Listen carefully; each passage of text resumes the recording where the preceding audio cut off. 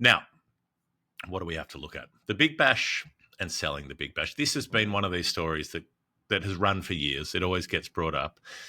But again, it feels like there's a bit more movement on this because, again, you don't commission a report unless you know what it's going to say. And they've got a mob called Boston Consulting. I mean, you're talking cricket, you're talking Boston. You want Celtics, you want Red Sox, you want Kevin Durant, anything is possible. You want, I don't know, marathon. You want, the marathon. Yeah. You want Martin Sheen being thrown off a roof and exploding like a hefty bag full of soup. You want that. You want Boston involved. And they've got Boston involved, and Boston has said, if you want to ride the wave where everyone's selling everything, if you want to become part of the cricketing singularity as you morph towards a world that is all T20 cricket all the time, you should sell. Now, they've said minority stakes, but I think as you've seen in England, when you offer to sell a minority stake, you introduce a barrel that you are asking that stakeholder to hold you over and paddle you.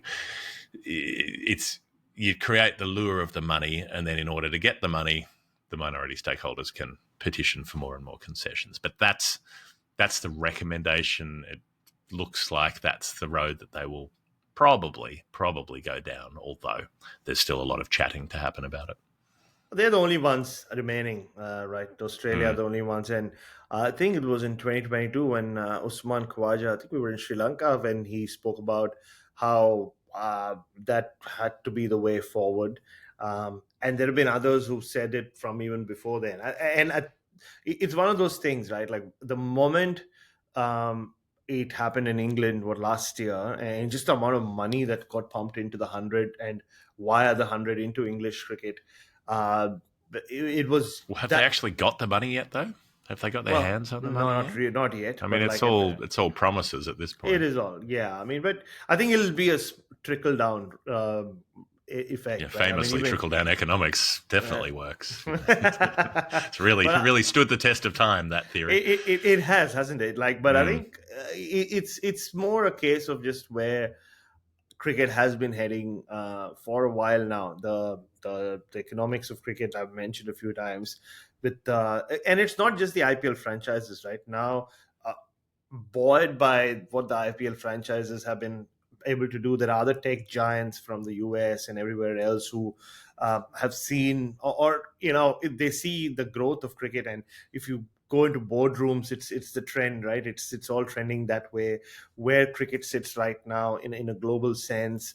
I remember a few years ago, even when Vince McMahon was running the WWE, there were quotes from the WWE saying, we are waiting to see where the IPL broadcast rights land before we take a call. So that blew my mind, the fact that WWE are keeping an eye on the cricket broadcasting. But that just put it further into context of how cricket gets discussed when it comes to the money that comes into the sport.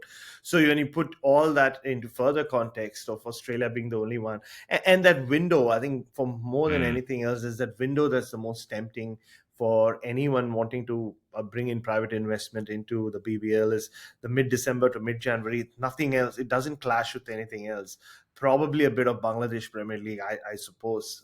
But what it does clash with is the Australian cricket season. That is correct. So, and Australia's money, Australia's broadcast rights are still built on Test cricket domestically. And that is the time that people go, is that school holidays period, or that festive period. I guess you start before school holidays, but that November through to January bit is when Test cricket is played, and then increasingly March is when the Australian team's touring in Asia or somewhere to try to get series in before the IPL starts. So there's not that much of a window, but your broadcasters, your stakeholders, your people who buy in, will want Australia's top players. They'll want the Test players to be available for the whole thing in the way that India's players are for the IPL. So they're opening the door for a drastic restructuring of how Australia's summer works.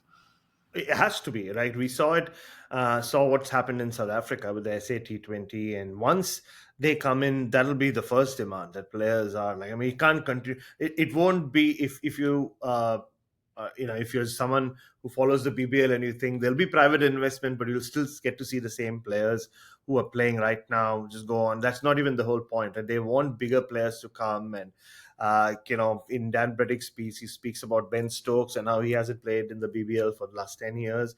But even forget about the international captains and the high profile players, but even the T20 journeymen haven't shown up for the BBL for a while now. The regulars that you get used to seeing, the West Indians, and at a point when even your own Australian stars are either are resting after a big Test series like they were after like at the start of this year, or they themselves play a couple of games here and then go off and play in some other league, whether it's IL, T20. So you already have facing those issues. But once you bring in private investors, that'll have to change. And like you said, then where do you fit in? What window do you fit in? Because then already the BBL has been restructured in a way where, or the Test summer has been where we know that the Test summer ends with the Sydney Test. So that the BBL gets some fresh air or free air. So it'll be a massive change. So I think Dan Breddick's piece says it'll be the biggest change since Kerry Packer. But it's I had to speak about it on the local non-sports radio channel this morning in Adelaide, and for them, it almost came across as, oh, this is the first time we are talking about it. And then I had to clarify, no, this is not, like, it is news, but it's not, it's been a discussion or a debate that's been going on for a long time. But now there is a sense of inevitability, but just it's different to, or different in an Australian context as compared to what happened in England, because England had already created that space for the 100. It almost felt like they ripened the product and then they sold it off. Whereas in Australia, the BBL is still like, in a bit of a flux in that sense. Yeah, but what it brings me back to, again, is this contradiction, which I've mentioned before, I'm sure, that you've got broadcasters saying we want the big name players, the big stars, but the big name players, the big stars, are big stars because they play Test cricket. That's, people want Ben Stokes in a side because his profile is because he's the captain of England and because of primarily what he's done in an England shirt, because of Headingley 2019, because of what he's been doing across this summer with the ball. People want Cummins and Stark and Hazelwood bowling in those sides because Stark's a 100 Test player, because they've got 300 plus Test wickets, because they get their credibility, they get their star power from the format that is then being sidelined in order to demand that the players who play Test cricket can play in the Big Bash as well. So it's self-defeating. Your profile, your players' profile and credibility, that credibility, the place it comes from, gets devoured by the thing that you're trying to feed it with. So it ends up being self-defeating. I don't see how it's actually likely to work. But only thing I would say is, though, I think the argument from them would be, yes, I mean, Pat Cummins, for example, is a great Test cricketer, and like you said, you're absolutely on the money with what you said. But we see him do what he does in the IPL. We want to see him do that here as well in the BBL, and that's what will happen once that private investment comes. How they pull it off, unless they can add a couple of months to the calendar, I don't know. That's the only option left, because at the end of the Test summer, whether it's privately owned or it's still the same format of Cricket Australia, these guys will still want a bit of a break, and they're human beings. At the end of the day, they'd have a lot of wear and tear at the end of a long Test summer. Yeah, and if you're going to play either a Big Bash or IPL, you choose the one that pays you $4 million, not the one that pays you $400,000. So more moves at Cricket Australia, some major staff cuts there. The line is that they're trying to tighten the budget to get back to their pre-pandemic cash reserves. I'm not sure how they're going to do that just by getting rid of a couple of executive jobs, but it's interesting what they've targeted. So they've got rid of their head of people and culture, which is what they call HR, basically, I assume, these days. More interesting, the head of social impact and sustainability. So that's the area that's responsible for the outreach work, particularly the reconciliation work, the Reconciliation Action Plan with Indigenous cricketers. That's been a big part of I suppose, Cricket Australia's attempts over the last 10 to 12 years to address historical shortcomings in that regard.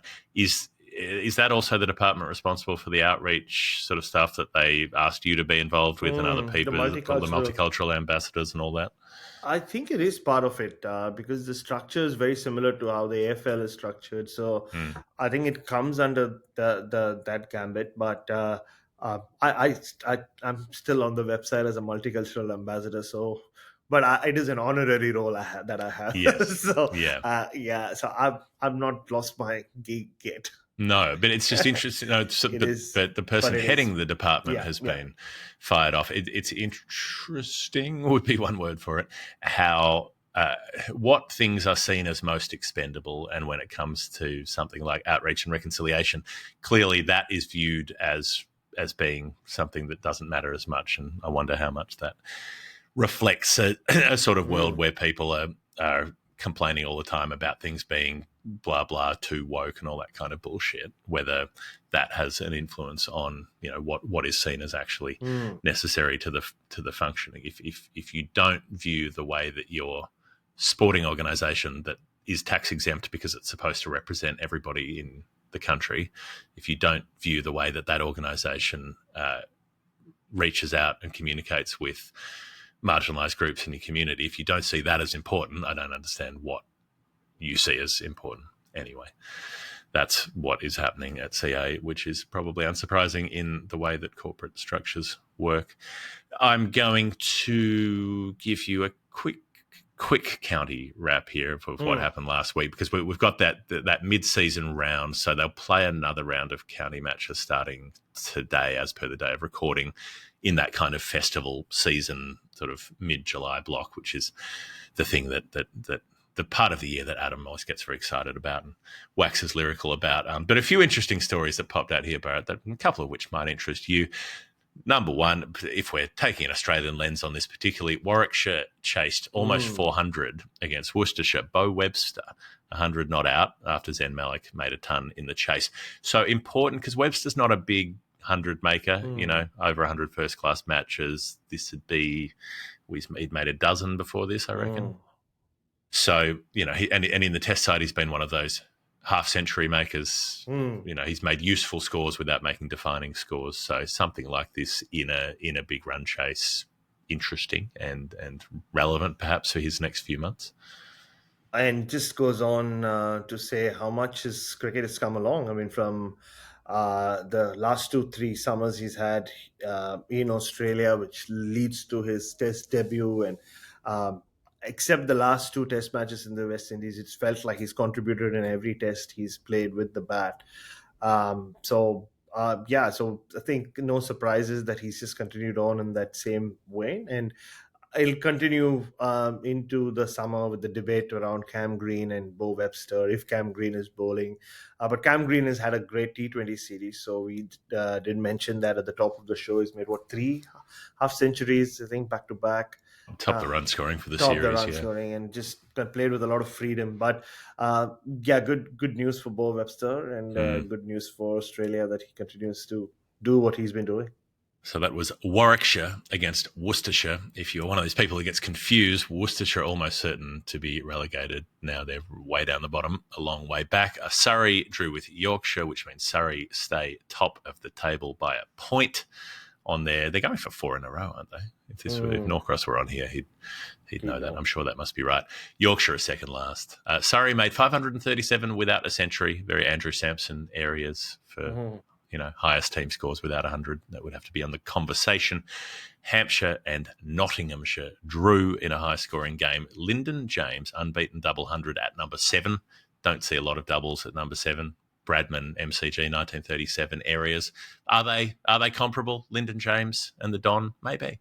Maybe this is the start of that comparison. Good name, Lyndon James. Lyndon James. A better name is Felix Organ, the happy organ, who made a ton in reply, as did Tilak Varma. That tickled my fancy to see Tilak Varma's name on a county scorecard as not stayed in second place with that draw.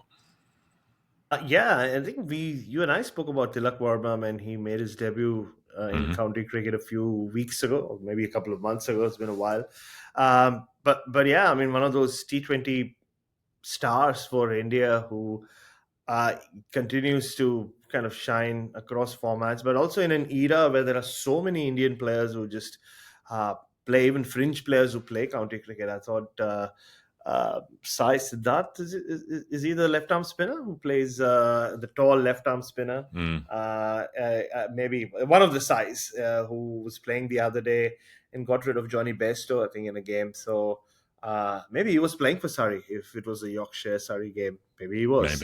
Maybe he wasn't. So no, it's because we went through a huge long phase where there were no Indians playing county cricket except my cousin Murli Karthik. So now it feels like we've gone back to the 90s. When the 90s had Srinath and Ganguly and Dravid and all of them playing quite regularly. So it's good to see them back. Dravid playing for Scotland at one point, which came up in one of our story time episodes during he had his honeymoon in Scotland, I think. Now, we had Essex smash Sussex in the Battle of the X's. Matt Critchley, final word fave, made a century and took 4 for 41 to bowl them out. Towards the end with his leg breaks, Somerset beat Durham to get a boost at third spot. This was a low-scoring game in Taunton that was done inside 2 days.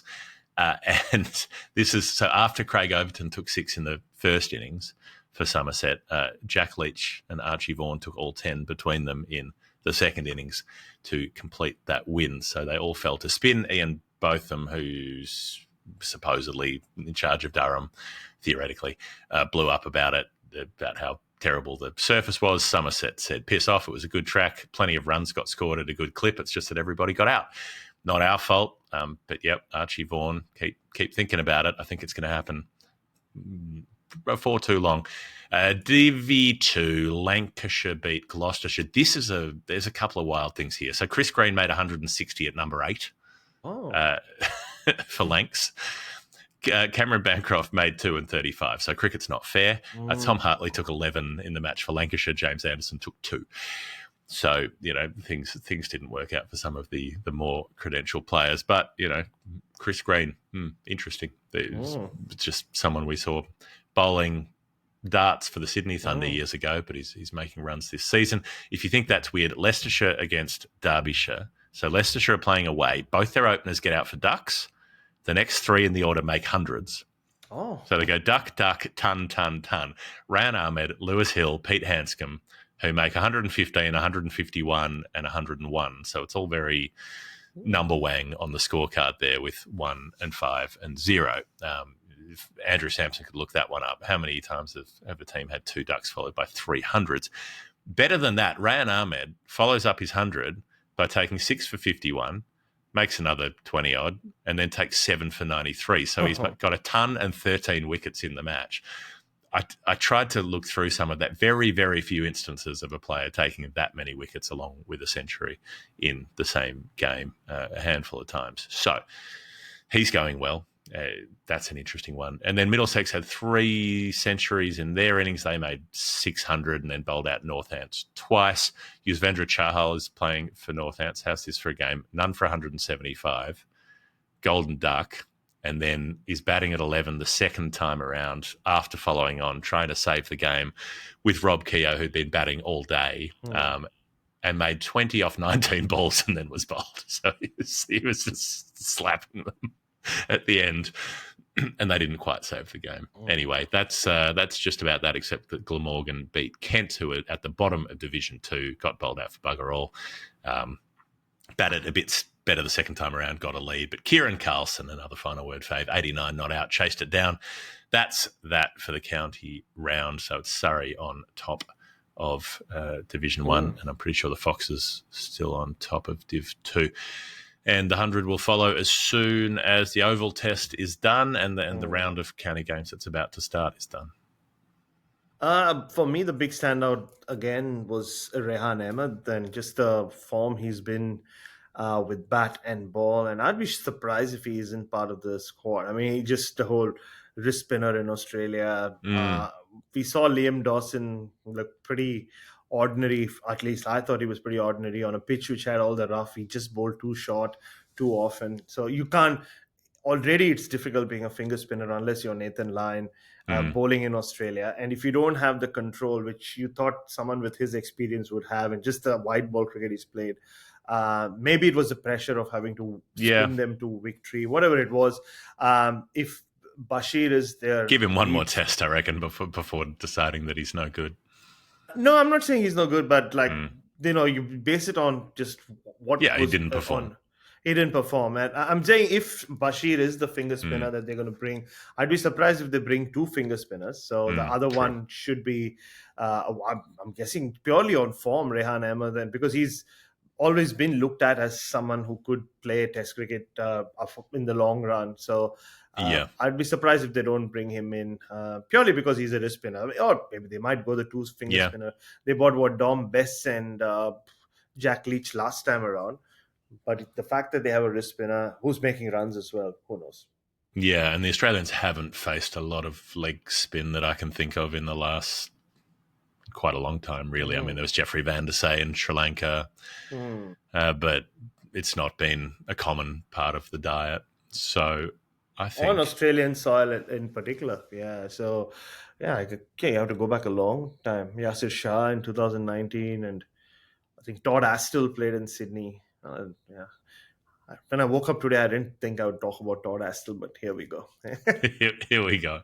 We've got a few more things to get through around fixturing and some of the cricket in England that's been going on that's not the test matches after this break.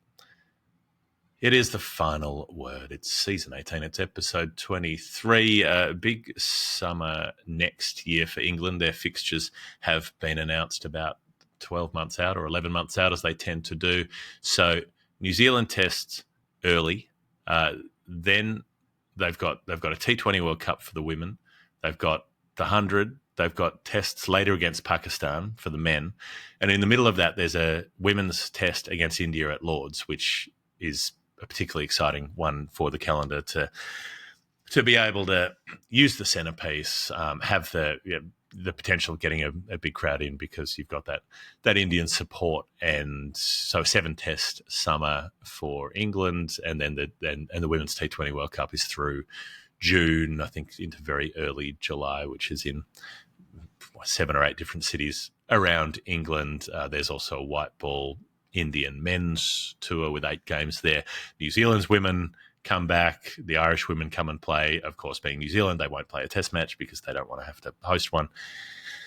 Bunch of cowards. I keep saying it. New Zealand cricket sorted out. They won't. But yeah, massive schedule ahead for those of us who've been, I don't know, making a show that works on a lot of cricket across the English summer. We're looking at next year and going, well, it's not going to get any easier. Yeah, but it is funny how they're probably the only ones who announce their summer schedule 12 months out, right? Regardless of who's traveling, and even if it is India, because even in Australia these days depends on who's coming. For example, like we wouldn't know what New Zealand schedule in Australia is next summer till sometime next year, you would think. So it's usually like March, April, something like that. Like you tend to get a good run up, but not a year's run up. Not a year's run up. It's only in England, I think, they do it. So obviously in India they announce it like 3 hours before who's landing and where they're going to play, and then they shift venues around as well. But that's just how things in India work. It happens. Yeah, as you know, everything happens. You don't have to schedule anything for things to work out. The players' union in England, the PCA, are lobbying. Well, they've added their voice to the chorus about making the county championship shorter, going back to 12 games rather than 14, claiming that it's about player welfare, which seems unrealistic given that they play about fucking 400 T20 Blast games plus the 100. You would think that would be where the actual problem would be, not a couple of extra 4 days for players who are hardened to that. But it feels like we're back to the Trojan horse stuff of trying to whittle down as they're doing with the test structure, trying to whittle down red ball cricket to make space for more short form stuff.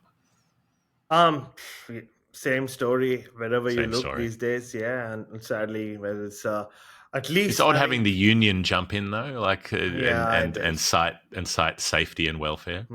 But it kind of but tells you where what the players are saying as well, because Yeah. you hear all these focus groups and surveys come out, and whatever the likes of you and I have to say about these things, the players seem to side with white ball cricket in terms of um, if you had to balance it out, the white ball always seems to win over Mm. the red ball. I mean, there's on one hand, obviously, the big names always talk about the significance of Test cricket, but when it comes to what you want to play more, it seems to be Mm. white ball cricket that seems to win when it's a group survey of this kind.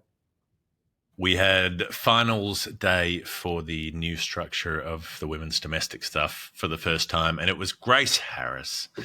Grace Harris prominent, as you would expect, probably. And of course, it was Surrey winning Div 1. It's always bloody Surrey, isn't it? But it's hard to be mad at Surrey when it's Grace doing the job. So they needed 154 to win. After bowling well and restricting the score and taking 9 wickets along the way, Harris walks in at 3 down for 42, so they're in a bit of trouble, and she smacks 63 not out from 33 balls to win the inaugural women's T20 Blast, is how they're styling it for the Div 1 part of proceedings there. There's a second division as well, but nice little moment for Grace Harris to get there over what's being styled as the Birmingham Bears. Yeah, and she would have had a lot of fun doing that as well, like she does with everything else. She But has a she's lot of just fun so doing just about everything in yeah, life. exactly. Yeah, she's joy, joy, joy. Yeah. So Middlesex won the second div. So League Two finals day was a very different affair. They suffocated Yorkshire to 101 for 9 and then chased it none down. So there was a big final word contingent out at Northants, and it seems like that was most of the crowd. Polly Starkey, who ran at Edinburgh for us, wrote about this, about how few people had showed up for Div 2. So Div 1 was at the Oval, and then Div 2 was up in Northants. Different situation, different ground, but the facilities apparently non-existent, no catering and toilet facilities and so on, all being very basic. So that it seemed like there wasn't much effort made to actually draw people into that game, and that had the effect that you would expect. In the meantime, England, India women finished off their series with 3 ODIs. India won the first, chased 259 with an even spread at scores. The game at Lords was a fizzer, unfortunately, through to rain. I mean, they got on, which was remarkable, but it was 29 overs aside originally, and then it was reduced again when England were chasing. They won it with 116 for 2. So it wasn't much of a game for those who made it out to Lords for what was supposed to be the centrepiece. And what it did have was that one quirk with the appeal for obstructing the field against Tammy Beaumont. I don't know if you managed to see the clip for this at some point, but very strange, where she's just walking back into the crease really, and the throw comes in and she kind of sticks a pad out. And I think she is kicking the ball. I think she's kind of using the pad to make sure that it doesn't hit somewhere else, but she's in her ground, but she does kick the ball away from the wicketkeeper who appeals. And so I'm thinking, maybe that counts. She wasn't. It wasn't that ball was going to dismiss her, but she did still get in the way. Obstruct the field. She did obstruct the field, technically speaking. But third umpire said all good, and it would have been a very unfriendly one had it been given out because there was nothing in it. India went on to win the series in the third game. Harmanpreet turned up. Player of the series, made 102 out of 318, and then it was just typical England. If they were going to win it, it had to be Nat Siva-Brunt. She got to 98 and then got out late in the piece, and they fell 13 runs short. So if she'd stayed there, they probably would have won it. But that was a heavy run chase towards the end. More interesting that Sophie Eccleston spoke to someone from the media for the first time. She did a little boundary line interview with Charles Dagnall about, and it was very vague. It was very kind of floaty. She was using this phrase, there were a lot of words floating about. It was about earlier in the year when she was being criticised in Australia for refusing to do interviews with the BBC because she was pissed off about things that Alex Hartley had said about fitness and so on. But it was all being, there was very little direct directly being said. They were wafting around the topic a lot. So I don't know how useful that was in the end, but it's the first time that she's come out and said much. And then what else? Ireland's women beat Zimbabwe 5-0. This is some cause for concern. So Zimbabwe have got the spot in the 2025 to 29 cycle, and you want women's cricket to expand, but they've got it automatically basically because of Zimbabwe's men having had full member status back in the day. And, a result like this, Ireland's women are not the strongest team going around. Being drubbed like that suggests that Zimbabwe's women aren't going to be competitive a lot of the time, compared to a team like Thailand, who we've talked about, who have been really competitive at points, but who can't get a look in because they're not part of the structure because of full member status. It still hasn't been worked out to anyone's satisfaction the way that structure should work. Yeah, that is concerning. You're right, because if they are going down 5-0 to an Irish team, and we're going to see them go up against some of the other bigger teams as well.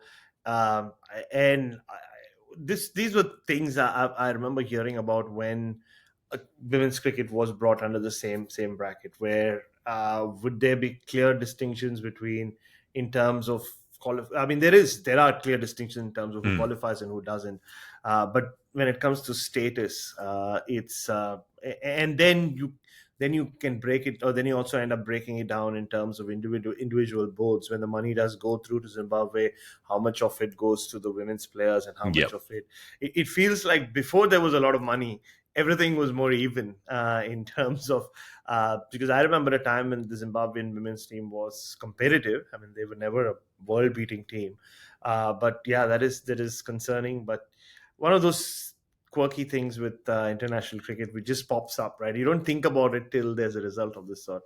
Yeah. And another quirky international cricket thing being the New Zealand-Zimbabwe test. So things like Michael Bracewell will come in for one test, but then go off to play the 100, which is, presumably pays him more money. You've got this New Zealand issue with players not having central contracts and then dropping in and out of series.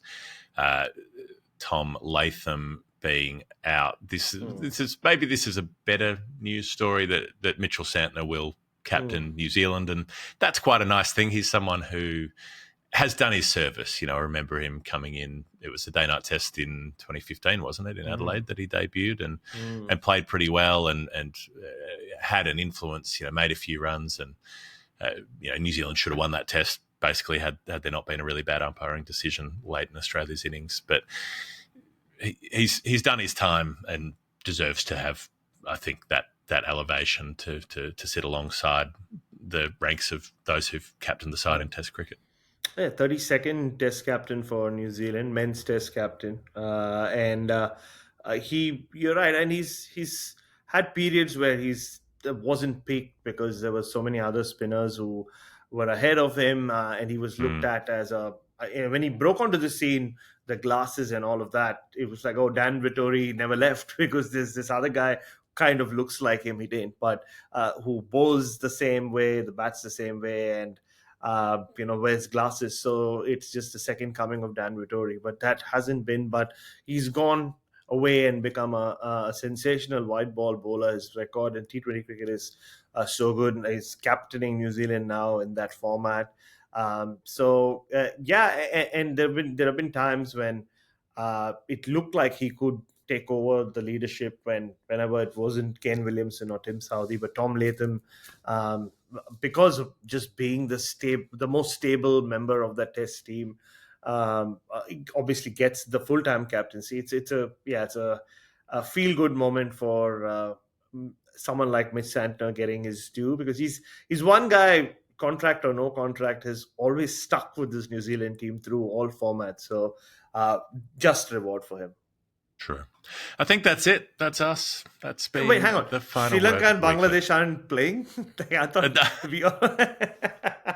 Not as far as I know. Are they not? I mean, I'd be disappointed if they are. I'm sure they are. They're always playing.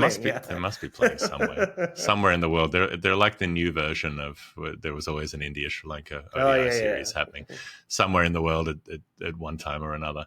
But if they are, they'll have to wait till next week because that's our time, that's our energy. That is our time. Yeah, it's the end of season 18, episode 23, the weekly show in amongst all the daily shows, and it's been nice to look around the cricket world with you. Thanks for joining us, Bharat Sundaresan.